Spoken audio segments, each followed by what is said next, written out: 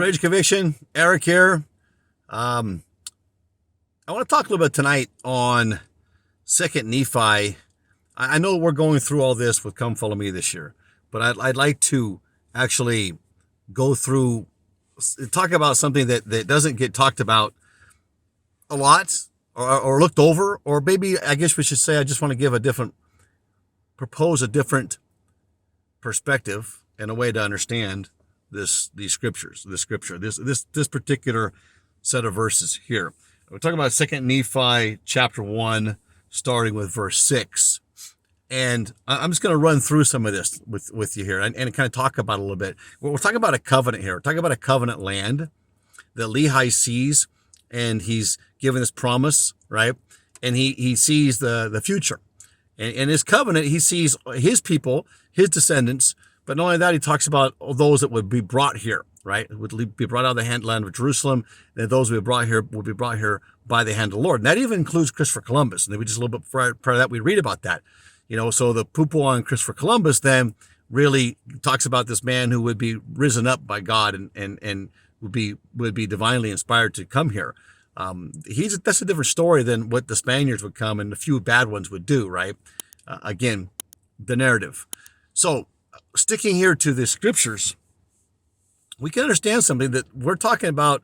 He's talking more specifically about the covenant land. Now, a lot of people can say, well, that's America today, right? And I thought that too for the longest period of time, but in my research, I know that all the Americas, both North and South, are the promised land. However, the covenant land is the land that we know today to be the United States of America. And how do we know that? Because if you read more prior and after, you're going to find that it's talking about a land that will be a free land. Here, we're talking about a land of free land, a land that have no kings. And it gives these descriptions of America today, well, America as it was until up to today, and even today, we're still looked at this way, right? But that's what I want to talk about. What happened to the Jaredites on this covenant land, and what happened to the Nephites or the Nephite descendants or Lehi descendants, and what's going to happen to those Europeans that would break off from the great mother Gentile nation and develop this free land and then violate the covenant of this land? What would happen to us? Let's just read this. This is the promise, and this is what you'll be able to see this in today. And this is why, and just one other reason, one nail in that coffin of doubt of why I know the Book of Mormon is true. Look, if you want to just say Joseph Smith wrote this book and not give him any divine intervention, then just take this and tell me then this land, this covenant land, what's happening today does not line up with what was prophesied by Lehi many years ago. We're talking about almost 600 years before Christ, right? So here we go. So we read here. And behold, it's wisdom that this land should be kept yet from the knowledge of other nations, for behold, many nations would overrun the land. So nations would want to overrun this land. It's a good land. It offers fruit, freedom, prosperity. It always did, and then even more so did when the Constitution was formed and the church was restored. That there would be a place, see, listen to this. Nations, for the knowledge of other nations, for behold, many nations would overrun the land, that there would be no place for an inheritance for Lehi's seed. Well, that same happens to us now here in Americas. If the land is overrun, there is no place for an inheritance. And that means that, is there space enough? Sure, there's space enough. But is the culture clash enough? Is the diversity too much that there is no inheritance of peace? And without peace, then private property and law and order, right? Wherefore I, Lehi, have obtained a promise that inasmuch as those whom the Lord God shall bring out of the land of Jerusalem, okay, our forefathers came forth from the land of Jerusalem, as well as his, right? Shall keep his commandments. They shall prosper in the land, prosper on the face of this land, and they shall be kept from other nations. They shall be possessed. They may possess this land unto themselves. And if it so be that they shall keep his commandments, they shall be blessed upon the face of this land, and there shall be none to molest them. or to take away the land of their inheritance, that they may dwell safely forever. Now look, but behold, when the time cometh that they shall dwindle in unbelief, in other words, fall away from the covenant, not believe in God, God's dead, right? That the religion of academia would be the top priority versus the religion of our God, right? Or of any God for that matter. Where we're now worshiping Mother Nature and man as being those who are the wisest. Lo más sabio in Spanish, huh? So that they dwindle in unbelief, or break our covenant, or fall away from our belief in God. Now, I don't know if you realize this or not, but about 75% of the younger generations, and especially when you're talking about the 30 age group, are not active in the church, and even in general, in public, and nationally, are not church goers at all. Showing you that therein lies, and they're the parents of these younger kids coming up, right? So there's not religion based in the roots of these parenting principles, and parenting is even taken differently now. It's pretty much let's let your kids do what they want, and they choose, right? So we're breaking that covenant. And we know it's a covenant because we get that from DNC as part of the covenant. We have to do our part to get these blessings, right? This prosperity and the safety and the freedom. Therefore, but behold, when the time cometh that they dwindle in unbelief, like now, after they have received such great blessings from the hand of the Lord, which we already have, having the knowledge of the creation of the earth, all the men knowing the great and marvelous works of the Lord from the creation of the world, having power, having given to them all things by faith, etc., etc., etc. And having all these promises, behold, I say, if the day shall come that they shall reject the Holy One of Israel, Christ. We've even taken Christ out of Christmas. I'm in a red county, and the school cannot put up the word Christmas anywhere. They sang it. They sang it at the Christmas pageant, but they can't write it anywhere. It says Merry Xmas, things of that nature. So we are rejecting the Holy One of Israel, the true Messiah, their Redeemer and their God. Behold, the judgment of him that is just shall rest upon them. Now, my little girl tonight, while we were reading scriptures, asked me, Daddy, what does it mean for the judgment to rest upon them? And I explained it like this. I secretly pray for a little help in how to explain this. I feel it, I know it, but put something you feel into words sometimes is difficult. So I'll finish with this. Here's a good example. And maybe there's better ones out there. If you have a better one, please put it down below. I'm willing to listen to this. I want to hear this. I said, do you remember when it snows outside? We're in a very foresty area. When it snows outside and the snow comes down and starts hitting the branches of the trees, what happens to that snow and on the trees? She says, well, it builds up and the trees just get covered with snow and they're white. I said, yeah, and what happens to the branches? You see what happens to branches? Well, yeah, the branches break and the trees bend over, the weaker trees bend over, and some break, and some actually even fall. And I said, right, why? Because they feel the weight. Exactly. So that is what it means when we're talking about here that it would rest upon us, the consequences, right? The just shall rest, the judgment shall rest upon us, these consequences. That weight that builds up and weighs us down will rest upon us, will break our branches, will bend us over, will cause us to collapse completely. In other words, what can the weight be? Well, the calamities of the world just fly in on us. You know, we lose our job and we're hopeless because we've given up our faith. The crime is increasing dramatically, and it's in your area now, right? It's reached you now. And maybe it's your home, or you've lost a loved one, or even a kidnapping in the family. It's just many things can happen, and it can all happen to one. I've known people that, there's one family lost their water at Christmas time. They lost their electricity to half their house, the main part of their house, just after that. And they had another issue too. I don't remember. Oh, their heater went out during winter. Their heater wasn't working. Their fireplace finally went out too. It was put in wrong when they were gone. Anyway, the cold winter, all that stuff went wrong. Work kind of got thrown off schedule, slowed down some. There was a lot of concerns for that family. But the family also had faith. and knew that if they just pushed and tried to work, that something would open up and happen. And things did. Things opened up and happened for them. Now, are they out of the woods yet? They got everything fixed yet? No, but they're slowly working on that. And I'm sure with their faith, because they are doing all they can do, that the rest will be given unto them. Look, we as a nation have broken the covenant. Crime is just, it's incredible politically. I won't even go there. I think most of our listeners know that the corruption that's out there in the church, just the apathy and some intentional corruption.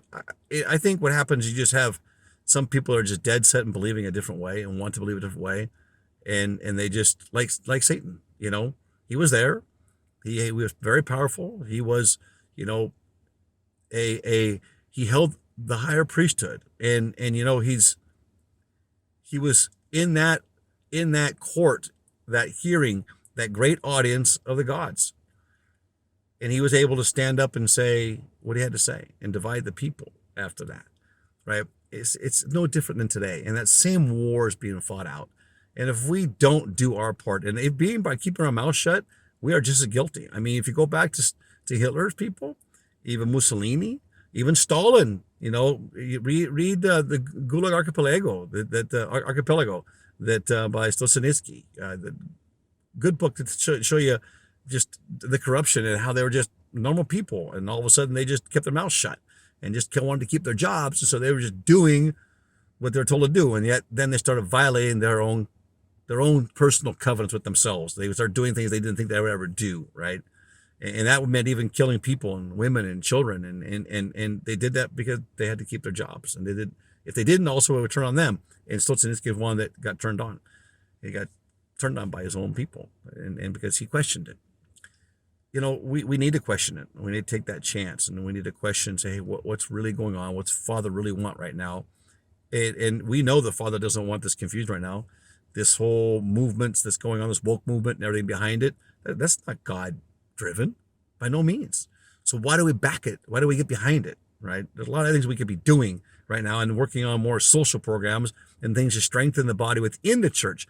I'm almost to the point where I think, well, you know what? Now, I'm not saying we do this because I know the gathering of Israel is very important, but it's as if we've my whole life, never focused on the membership within the church, strengthening the members within the church. We always seem to fail that because that comes at a ward level, where the mission is done at a separate entity. It's like a higher level, right? It's like a higher calling almost. You think of the mission president as somebody that's akin to a 70, right? That's the way we look at them. And so when you serve a mission, it's different. But yet, missionary work's done more through social events and activities. I've had the opportunity to be a mission leader twice. And, most of our efforts in strengthening and bringing people into the church that stay in the church because they came to social activities. They built relationships to some degree or another. They started them with people that were there, right? And a baptism is not necessarily a social activity. That's a good event item too. But social activity is one you're just being friends. There might be a little bit of spiritual messages there, but mostly just kind of there to relax together and find the common ground. Anyway, we as a nation right now are being overrun by other nations, and that's a fact. The curse upon this land is here. The gathering of Zion, both the tent and the stakes of Zion, is taking place. Just look at the red states. Brigham Young said the filter would be the U.S. Constitution here in America under that tent, right? The stakes are different than the tent. Keep that in mind. So if we want to understand what's going on, it's because we failed to do our job, and we have let down our Savior. We've broken down in family, and I'm talking about us as a member of the church, and I was right there with them. I failed to be the father because I was gone. I tried to be the best father I could be, but it's hard to be when you're 5,000 miles away, right? And so I realized that, and I tried to fix that, halfway through my life. And I've strived hard over the last 12 years to try to fix that, and you can only do so much. But I've improved who I am and what I do and how I am with my youngest two. Very different, and it's a priority now for me to be there. I'm teaching adults, not children. And I'm teaching them how to be adults, right? Well, I don't want to beat that horse, but I just hope that maybe I said something that can just help us to, hey, we got to just get up and just discipline ourselves and just go out there and make it happen. We need to go out and start doing social things. If your bishop doesn't want to, you can go to him and ask him. Don't ever undermine him, right? But you can also go out and do things. Just because somebody's apathetic or somebody doesn't want to do things or somebody's not creative thinking, maybe the accountant type, just a little more tight zipped or whatever you want to be, however you want to call it. You don't undermine, but you can go out and do things also in the community. Nothing stops us from doing that, and we need to.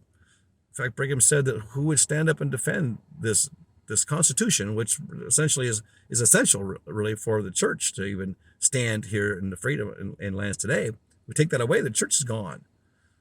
All religious freedoms are gone. Now we know that's not going to happen in pockets. That's Zion, in some stakes of Zion, right? So that's our hope. The covenant's been broken. That's why we're being invaded, overridden. Can we change it? Well, Isaiah seemed to think we could, but it never gave any intention or it never gave any inclination that we would, right? And I've heard from other leaders of the church talking about Isaiah that the curse wouldn't be lifted. We wouldn't change as a nation. It's going to mean us getting together and gathering under the tent in Zion. And remember that gathering was never going to be called by the leaders. That people would sit and wait for the leaders, and that would never happen. Brigham was very clear on that. And that's why for me and my family, we have a 3-year plan, and we are definitely going to one of those red states, and we are going to prepare ourselves there. And whether things happen now or later, my daughter's, people said, oh, aren't you being a little bit extreme? Hey, I'd rather be safe than sorry. And what I see happening where I'm at now, I know that in 3 years, I don't want to be here. I don't want my kids around it. I'm already pulling my daughter out of school. The covenant's been broken. Tim Ballard has a great book. In fact, I'll try to put a link down below. It's called The Covenant, and I highly recommend it. Tim Ballard, the guy who was in The Sound of Freedom, the movie was made about him, the guy who saved those kids. Very good book. It's about the National Covenant, and it's a good book. It's actually, there's a 2-book volume for members of the church and a 1-book volume, I guess if you will, for just in general, for members and non-members. I highly recommend that book. I'll put it down below. And it really explains what I'm trying to tell you now about the covenant and us feeling that full weight of the consequence now by being overrun. And we're being overrun. These are prisoners being dumped off. And we're going to go down soon. I'm going down. We're already planning the trip. We're going to go down and we're going to do some interviews down there. I'm going to go undercover in an area in Costa Rica that's really a dangerous area. And we're going to show you where this migration is coming right past it, right through it. And I'll show you what some of the results have been through years of migration there and recently. Remember, I lived there for 12 years, so I have a lot of friends and contacts there and attorneys, and as well as in Ecuador and other countries, right? And especially in the jungle. But yeah, creative conviction. Jeff and I hope to get back with you guys soon. Like I said, he was on vacation, so give us a like, thumbs up, subscribe, and tell me what you think about this thought of the covenant being broken and these consequences here in 2 Nephi chapter 1. Pretty profound to me, and I've read this years ago and was able to get that understanding, and I just like to see us focus a little more on those facts. We seem to skim over that and come follow me, some of those things, right? Just not quite down to the detail, and I'm not sure why. Actually, I don't know why, but I'll go forward with faith because I know this book is true, and this is just one more point showing that the book is true. Even if written Joseph's day, he couldn't have known this was going to happen, that we would be overrun by nations. And we will. This is going to lead to the destruction of America. Mark my word on it. Create a conviction. We'll see you in our next one.